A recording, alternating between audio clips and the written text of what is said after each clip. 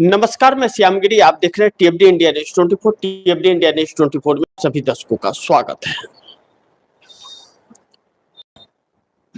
प्रधानमंत्री नरेंद्र मोदी के लिए मुसीबतें कम होने का नाम नहीं ले रही हैं, क्योंकि जिसे मोदी जी माय फ्रेंड कहते थे या ट्रंप माय फ्रेंड कहते थे, अंधभक्त हवन पूजा पाठ कर रहे थे ट्रंप को जिताने के लिए चुनाव।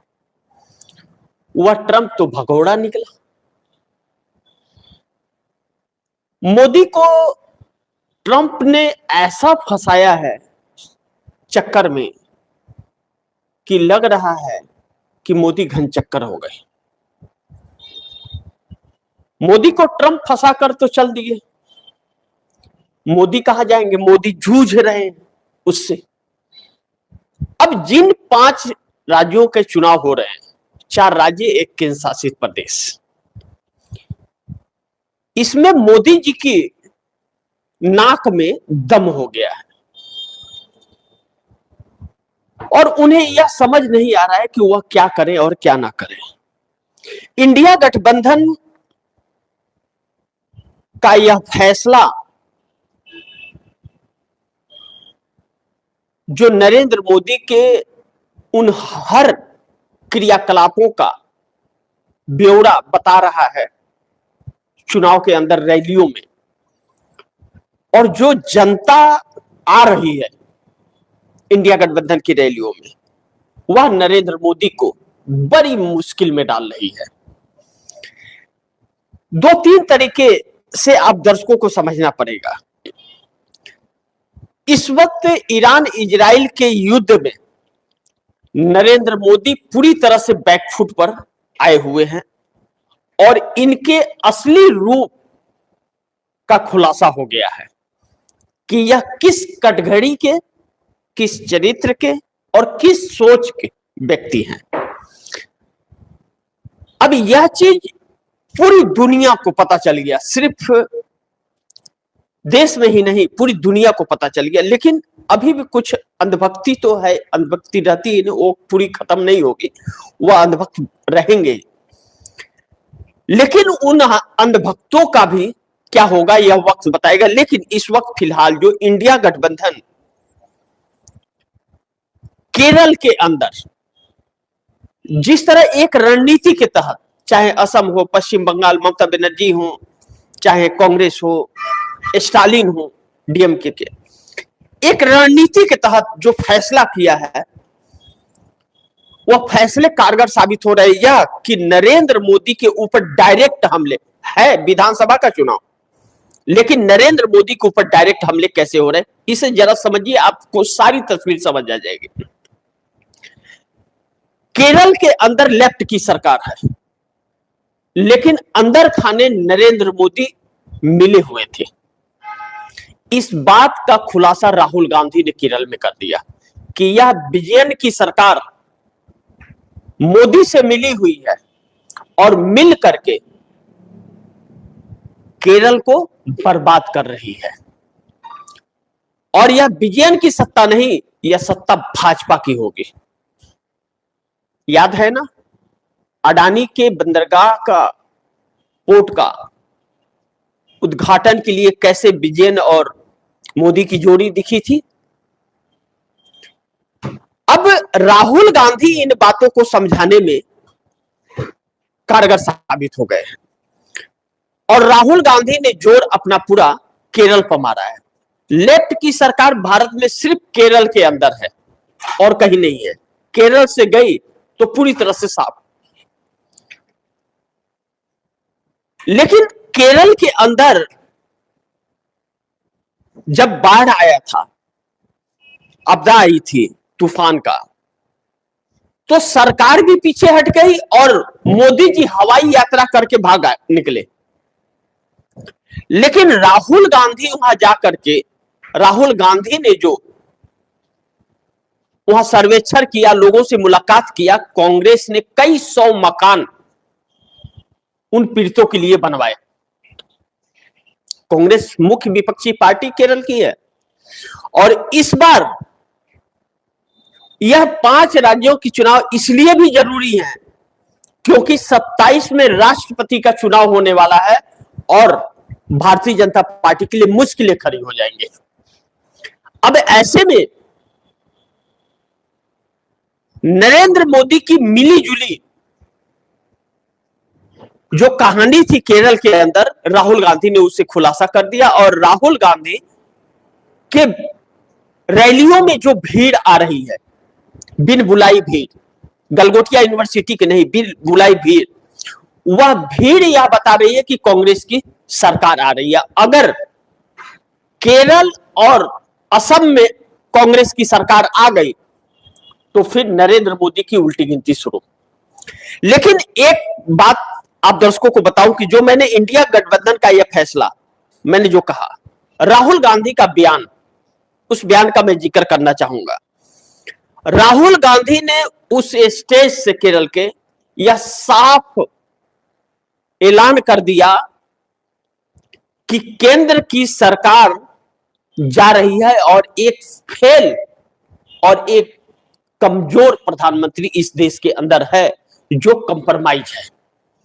और दूसरी चीज, सत्ता जिस दिन बदली कोई बचेगा नहीं, चाहे वह रिटायर हो जाए, चाहे इस्तीफा दे दे, चाहे कहीं भी भाग जाए, किसी भी बिल में डूब जाए, उसे खींच कर लाऊंगा मैं। कोई भी कानून बना लो तुम, सब धरे के धरे रह जाएंगे। अब इस बात से भारतीय जनता पार्टी के अंदर जो तांडव मचा है और जो डर समाया है, वह डर साफ भारतीय जनता पार्टी के नेताओं पर झलक रहा है। लेकिन वहां कोई भी एनडीए गठबंधन का कोई भी नेता बचाव में मोदी के नहीं आ रहा है, मोदी अलग थलग है। अब इसका दूसरा पहलू जो आप दर्शकों को जानना जरूरी है, इंडिया गठबंधन चाहे तमिलनाडु में स्टालिन हो, केरल में कांग्रेस, असम में कांग्रेस और पश्चिम बंगाल में ममता बनर्जी और कांग्रेस का एक कम्युनिकेशन पश्चिम बंगाल में चल रहा है जो दिल्ली में अरविंद केजरीवाल नहीं कर पाए। कांग्रेस अकेली चुनाव लड़ी थी, लेकिन अरविंद केजरीवाल को घमंड कुछ ज्यादा था, कम्युनिकेशन नहीं था। अब ममता और कांग्रेस का कम्युनिकेशन चल रहा है अलग अलग का, और लेफ्ट अलग लड़ रही है। लेकिन कांग्रेस और ममता के कम्युनिकेशन में नुकसान भाजपा को, ममता को नहीं, बल्कि भाजपा के जो वोट कट रहे हैं वह कांग्रेस की तरफ जाते हुए नजर आ रहे हैं। इससे कांग्रेस के जनाधार में बढ़ोतरी और ममता बनर्जी को जीत के लिए सहयोग। जो वोट कांग्रेस काटेगी वह ममता की नहीं, वह भाजपा के वोट को काटेगी, वह असदुद्दीन ओवैसी के वोट को काटेगी, वह अकबर हुमायूं के वोट को काटेगी और ममता बनर्जी की तृणमूल कांग्रेस वहां पर ग्रेस मार्क लेगी, यानी कि वहां बढ़त बनाएगी। ऐसे में इंटरनल सर्वे यह कहता है कि ममता बनर्जी 198 प्लस 198 प्लस सीटें ला करके फिर से चौथी बार मुख्यमंत्री बनने जा रही है।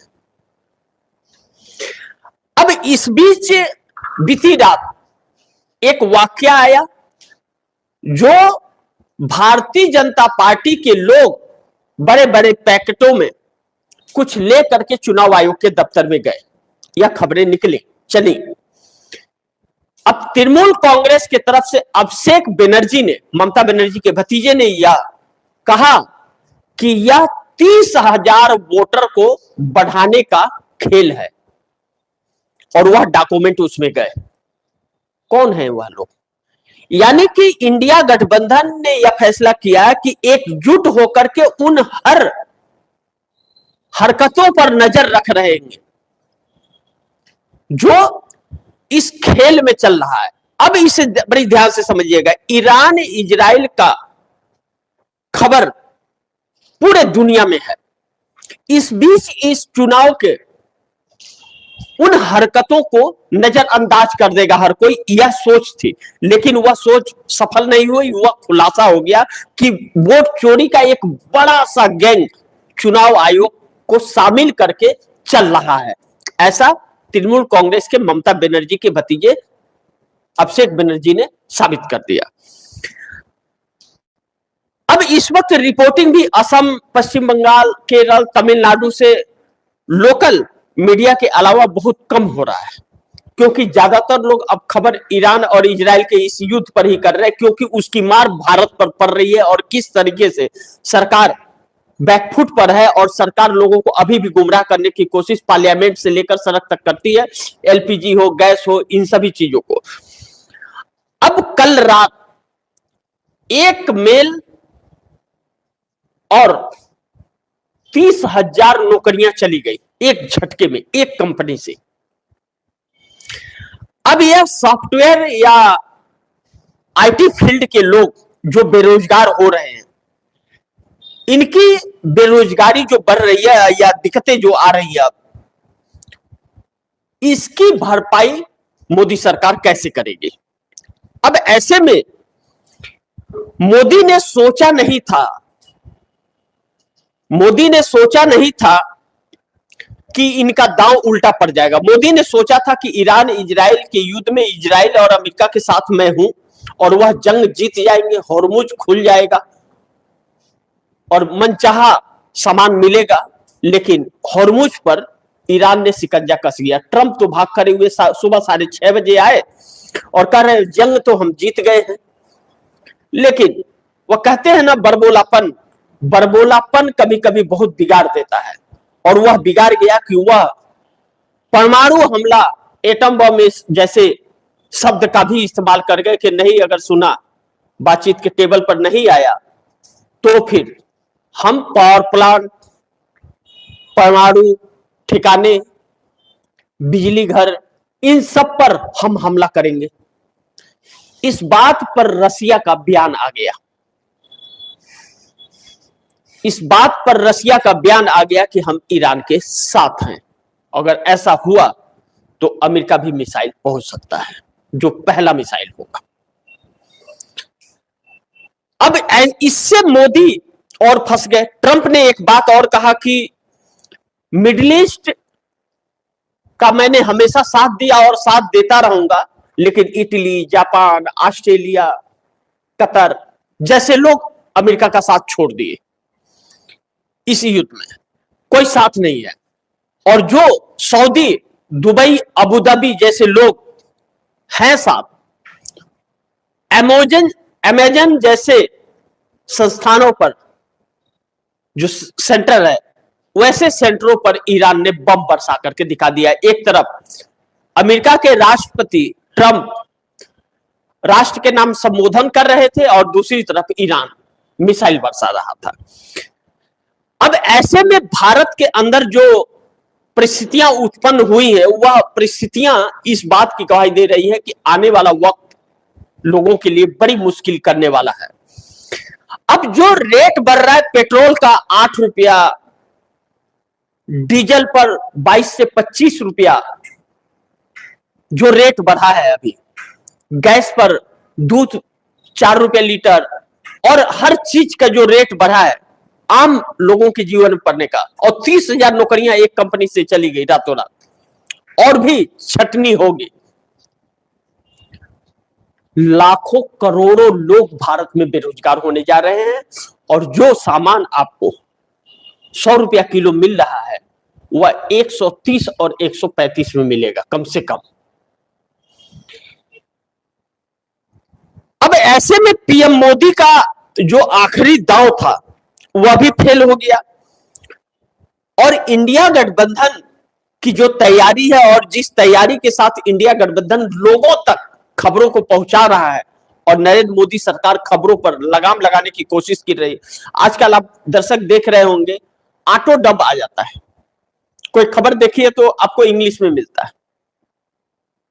यह सारे चीज जो सर्वर के खेल हो रहे हैं, या सोशल मीडिया पर फेसबुक, इंस्टाग्राम, यूट्यूब, एक्स, इन सभी को जो अकाउंट बंद किए जा रहे हैं, यह सरकार का डर है। जैसा मैंने कहा कि आखिरी दांव भी फेल हो गया, क्योंकि इस वक्त जनता ही के अंदर उत्सुकता आ गई है कि आखिर यह हो क्या रहा है। नरेंद्र मोदी के रैली या रोड शो के अंदर गलगोटिया जैसे यूनिवर्सिटी से लोगों को जबरदस्ती बुलाया जा रहा है, क्योंकि लोग अब नहीं आ रहे हैं, दिखाने के लिए कि ताकि वोट चोरी वाला खेल जो है चुनाव आयोग कर सके कि देखिए कितने लोग आते थे। लेकिन यह दांव फेल पड़ रहा है। अब ऐसे में दो बड़ी अहम सवाल है जिस पर हम लोग को चर्चा करना बहुत जरूरी है। नंबर एक, ट्रंप के संबोधन ने मोदी के लिए, ट्रंप के संबोधन ने मोदी के किए कराए पर पानी फेर दिया।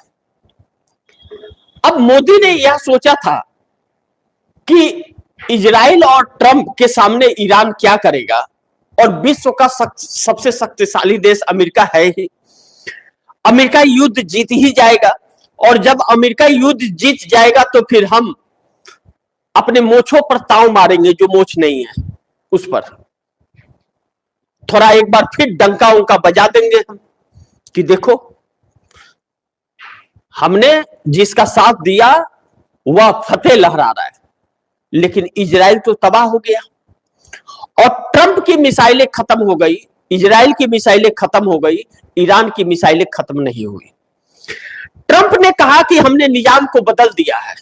ट्रंप क्रिमिनल अपराधी बन गए हैं, क्योंकि उन्होंने ही हमला किया, और इंटरनेशनल कानून के तहत जो पहले हमला करता है वही अपराधी होता है। और टेबल पर अगर बैठ करके बात हो रही है उस वक्त आपने हमला कर दिया बात करते हुए में, तो आपको सजा जरूर मिलेगी।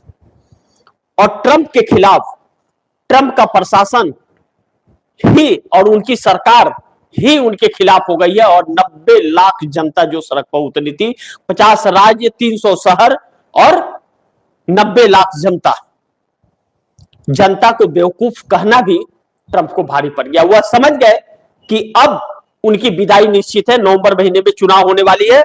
अब 4 हफ्ते का वक्त ट्रंप ने दिया है कि 4 हफ्ते में, 3-4 हफ्ते में युद्ध खत्म हो जाएगा। तो शेयर मार्केट आज पूरी तरह से क्रैश होने लगा। आज रुपया किस गड़क में पहुंचेगा मैं नहीं जानता, 95 को तो पार कर रहा है, लेकिन वह रुपया बहुत रुला रहा है भारत को, और बेरोजगारी जो हो रही है वह बहुत कुछ कहानी बयां कर रही है। लेकिन नरेंद्र मोदी इसका जिक्र नहीं करते। वित्त मंत्री निर्मला सीतारमण कह रही है सब कुछ ठीक ठाक है, शिवराज सिंह चौहान कह रहे हैं सब कुछ ठीक ठाक है किसानों का, और फर्टिलाइजर का भी सामान आना बंद हो गया है, जिससे किसानों को यूरिया मिलने में बहुत दिक्कतें हो रही है। गैस और पेट्रोल डीजल पर जो मार पड़ रही है यह सिर्फ अभी बहुत कम है। जो 30 रुपया 25 रुपया लीटर पर बढ़ाया जा रहा है, 8 रुपया लीटर पर बढ़ाया जा रहा है, यह अभी बहुत कम है। जिस दिन 29 अप्रैल को आखिरी मतदान होगा, आखिरी मतदान के बाद जो रेट बढ़ेंगे वह रेट आपने सपने में सोचा नहीं होगा, और जो रेट बढ़ेंगे फिर वह रेट घटेंगे नहीं, वह रेट यूं ही बने रह जाएंगे। तो सोचिए कि बेरोजगारी का आलम बढ़ने वाला है, कंपनियों पर, बड़े बड़े संस्थानों पर ईरान हमला कर रहा है, मिडिल ईस्ट के दुबई, ओमान, सऊदी अरब, इन सब जगहों पर, और वही हैंडल करती है इंडिया के अमेरिकी उन सभी संस्थानों पर। अब इंडिया में भी माइक्रोसॉफ्ट है, इंडिया में भी टेस्ला है, बाकी सारी चीजें हैं, तो वह है तो, और जो आईटी फील्ड की है, तो इंडिया में भी तो चंद्रबाबू नायडू आईटी फील्ड ही तो बना रहे हैं आंध्रा के अंदर, तो वह सब तो धराशाह हो गई। वह कंट्रोलर जहां था वह कंट्रोलर ही उड़ रहा है। दुबई पूरी तरह से तबाह हो रहा है। बरसों बरस तक यह सुधरने वाले नहीं है।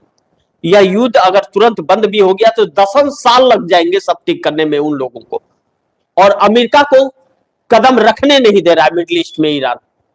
यानी कि मिडिल ईस्ट को अपने दम पर करना पड़ेगा। यानी कि नरेंद्र मोदी उसमें कहीं भी नजर नहीं आते हैं सोच पाने में। ट्रंप के शिकंजे में अभी भी है, युद्ध बंद भी हो जाए, महंगाई या बढ़ भी जाए तो भी ट्रंप का विरोध नहीं कर पाएंगे नरेंद्र मोदी और नेतन्याहू का।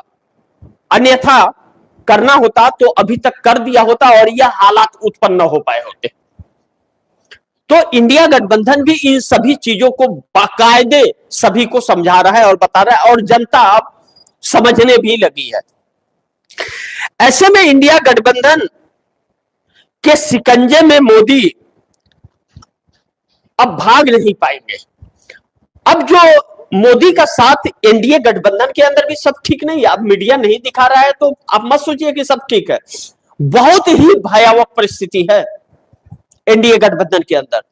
3 लोगों ने रातों की नींद हराम कर दी है नरेंद्र मोदी की। नीतीश नायडू शिंदे ने रातों की नींद हराम हो गई है। कब किस हाल में यह सरकार आएगी कोई जानता नहीं है। अब तब वाली परिस्थिति है, नाक जो कहते हैं ना नाक में दम, वह हो चुका है। कब फटेगा नाक अभी कुछ कह नहीं सकते और इसको लेकर के खाके परेशान है। अब बड़ी ध्यान से समझिएगा, यह जो 4 राज्य एक केंद्र शासित प्रदेश के जो चुनाव हो रहे हैं, यह चुनाव जीतने में और चुनाव प्रचार में जो मोदी लगे हुए हैं, यह इन सभी नाकामियों पर पर्दा डालने का और उसमें अगर जैसे आसाम में सरकार है, आसाम में अगर जीत हो गई, पश्चिम बंगाल में जीत तो नहीं होगी लेकिन थोड़ा समीकरण अच्छे हो जाए इनके तो थोड़ा सा दिखा पाएंगे और केरल और पांडिचेरी तमिलनाडु में थोड़ा सा वोट प्रतिशत बढ़ जाए तो फिर शायद कुर्सी को बचाने में थोड़ा सा मदद मिलेगा। इसकी लड़ाई अब लड़ रहे हैं वो। लेकिन इंटरनेशनल मुद्दे इतने हावी हो गए हैं कि नरेंद्र मोदी का बच पाना अब बहुत मुश्किल है। ऐसे में देखना यह महत्वपूर्ण होगा कि जब पीएम मोदी का आखिरी दांव भी फेल हो गया है और इंडिया गठबंधन के शिकंजे में मोदी आ चुके हैं तो इससे निपटते कैसे हैं, यह देखना बड़ी महत्वपूर्ण होगा। बाकी आप दर्शकों की क्या राय है, क्या सुझाव है, कमेंट बॉक्स में जरूर दीजिएगा। इस खबर को ज्यादा से ज्यादा शेयर कीजिएगा, अपने दोस्तों को भी कहिएगा आगे शेयर करें। आपने अगर टीएफडी इंडिया न्यूज 24 को सब्सक्राइब नहीं किया, सब्सक्राइब कर लीजिए। अपने दोस्तों को भी कहिएगा टीएफडी इंडिया न्यूज 24 को सब्सक्राइब करें। मिलते हैं अगली खबर के साथ, तब तक के लिए नमस्कार।